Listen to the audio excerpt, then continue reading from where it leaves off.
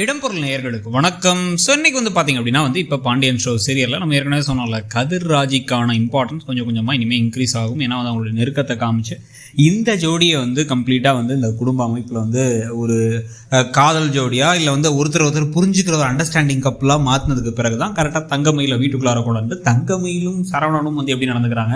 அவங்க ரெண்டு பேரும் ஆரம்பத்தில் ஒரே காதலோடு இருக்க கொஞ்சம் கொஞ்சமாக அவங்க சொன்ன பொய்கள், அந்த குடும்பத்துலேருந்து சொன்ன பொய்கள்லாம் வெளில வர, குழலி கொஞ்சம் லைட்டாக கொஞ்சம் நாரதர்கள் எல்லாம் பார்த்து முடிச்சு விட, அதனால பிரச்சனைகள் ரெண்டு வீட்டுக்கடையில் வர, பாக்கியத்துடைய கேரக்டர் பார்த்தீங்கன்னா அந்த நறுக்குன்னு கொத்தி விடுற தேல் மாதிரி தான் பேசுகிறாங்க அவங்க.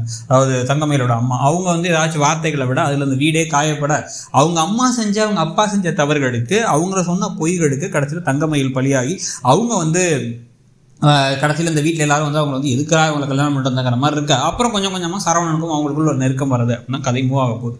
இது நடுவில் பார்த்தீங்கன்னா அந்த குமரவேலை ஏதோ குழந்தைத்தனமான ஒரு பிஹேவியர்லாம் பண்ணிருக்காரு. அவர் முதல்ல ஏதோ வில்லன் மாதிரிலாம் காமிச்சிட்டு இருந்தாங்க. இப்போ பார்த்தா இப்போ என்ன பண்ணுறாருன்னா கடும் கோபத்தோட தன்னுடைய தங்கை கோலம் போட்டுட்டு இருக்காத கோலத்தை கலைச்சிட போகிறாங்க. அந்த கோலத்தை கலைச்சிட்டு என்ன ஆகும், ஏற்கனவே அடிபட்டு கையில் முகம்லாம் பேத்து வச்சு உட்கார வச்சுருக்காங்க. இப்போ தான் கோர்ட் கேஸ் வரைக்கும் போச்சு. உங்கள் வீட்டு வாசலில் அவங்க வீட்டு வாசலில் அவங்க போட்டிருக்காங்க, தெரு கூட கிடையாது.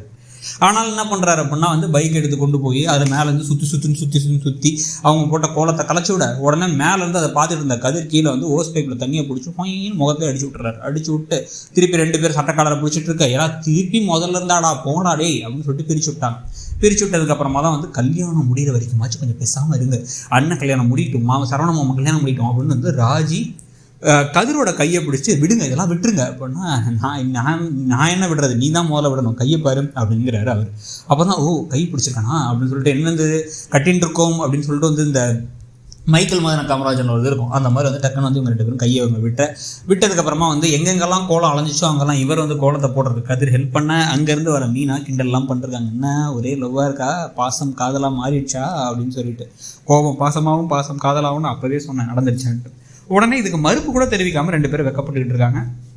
கொஞ்சம் கொஞ்சமாக ரெண்டு பேரும் பிடிக்க ஆரம்பிக்குது. இதுக்கப்புறம் நம்ம சொன்ன மாதிரி ஒரே ரூமில் ஒன்றா தூங்குறது, இதுக்கு ஒரு மாடிக்கு போகிறத வேணான்னு சொல்லி விடுறது, இவங்க உரிமையாக அவர்கிட்ட ஏதாச்சும் வார்த்தைகள் கேட்கறது, அவரும் ஒரே பாசத்தோட உரிமையாக நடந்துக்கிறது. அப்புறம் ஒரு வழியாக ரெண்டு பேரும் ஒரு கட்டிலில் ஒன்றா தூங்குறதுன்னு சொல்லிட்டு இந்த ஒரு ஜோடி மோதலில் ஆரம்பித்து, அதுக்கப்புறம் கட்டாய திருமணமாகி கல்யாணம் முடிஞ்சு, அதுக்கப்புறமா ஒருத்தர் புரிஞ்சுக்கிறது அப்படிங்கிற ஒரு சீரியல் டெம்ப்ளேட்டை கம்ப்ளீட் பண்ண போகிறாங்க.